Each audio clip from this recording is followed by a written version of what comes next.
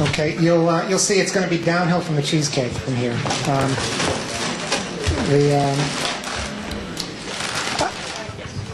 Okay. As you know, this commission is charged by state law with review of the entire charter. In light of this, and before the commission starts, I guess we might say looking at the trees, if you will, Lisa and I have been asked to help in looking at the entire forest a little bit by discussing the charter as a whole, how it got to this point. I did a similar presentation on this for the 2005 Charter Commission, so if those of you who slept then can sleep again now. But, today I'm also joined by my colleague Lisa Gromit. When I did a presentation in 2005, I was joined by Abby Gluck, so this is sort of like when a rock group tours with a new lead singer, but the material is the same. This is not a full-blown academic seminar, and we'll try to be brief. I will discuss the history of the Charter a little bit. Lisa will discuss the general structure and organization of the Charter thereafter. We're very aware that some members of this commission have been involved in city government for a long time and are hearing things that you already know, but I think it was thought that it's nevertheless worthwhile to go through them again. The Charter is not a literary work. It doesn't have a unifying plot and theme.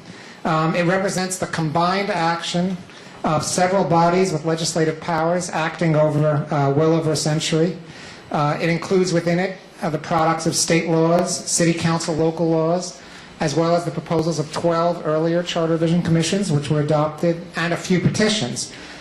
Because there are four fundamental ways today that the Charter can be amended: by state law, by local law, either with or without a referendum, by a petition, and finally by a Charter Commission, which can be appointed in one of several ways, in this case by the mayor.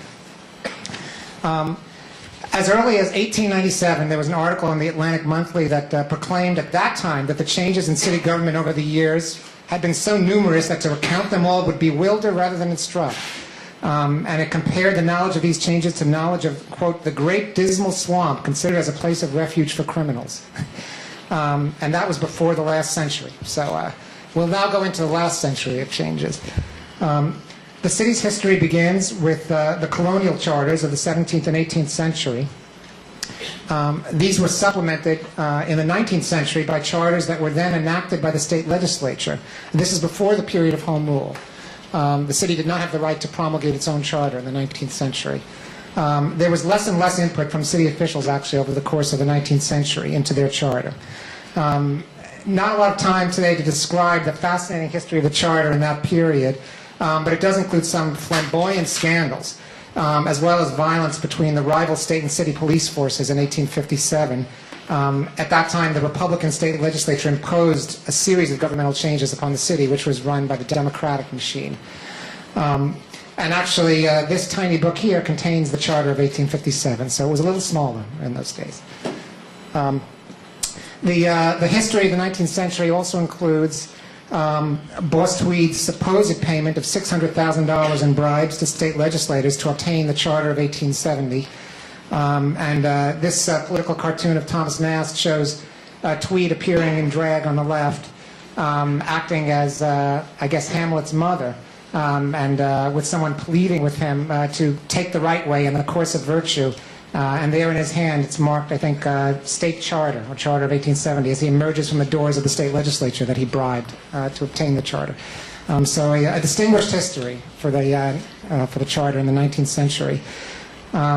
This next one, which you have in your materials, actually shows also Thomas Nast's vision of the democratic, the Tammany city government of the 19th century, with various disasters occurring in every box of, I guess, the police beating people, an incompetent fire department, horrible schools, the whole 9 yards.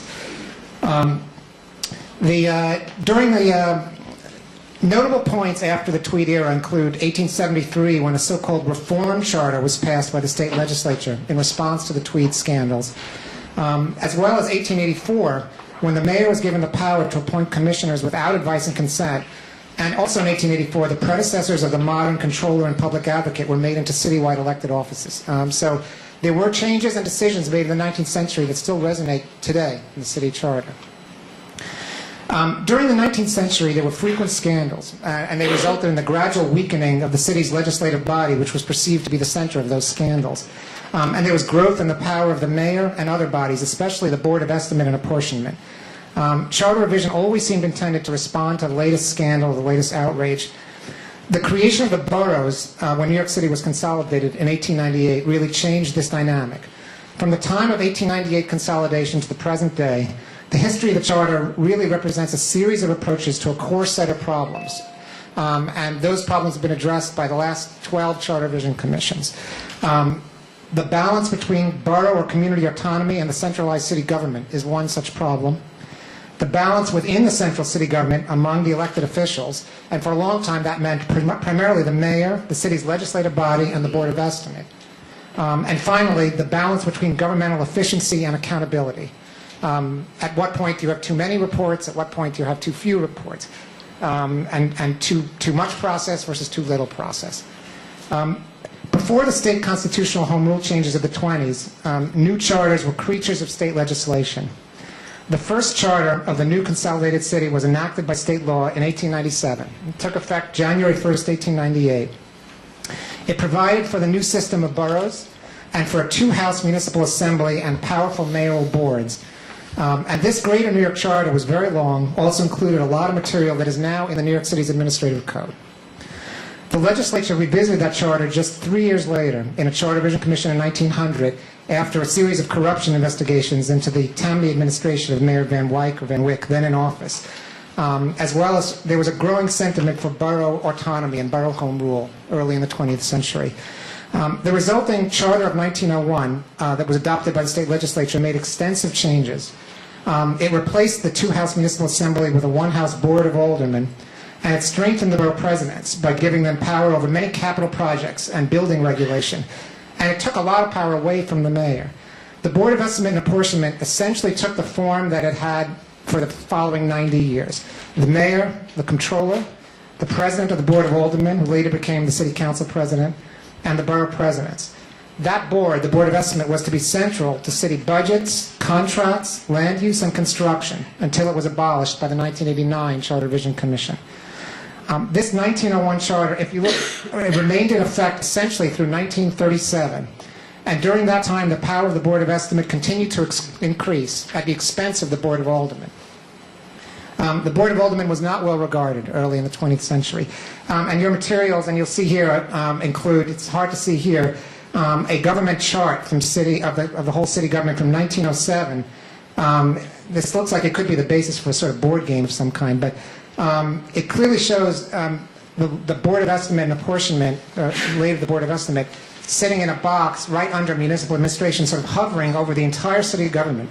And in fact, that really does, I think, represent the role of the Board of Estimate for many years as a sort of business center of city government.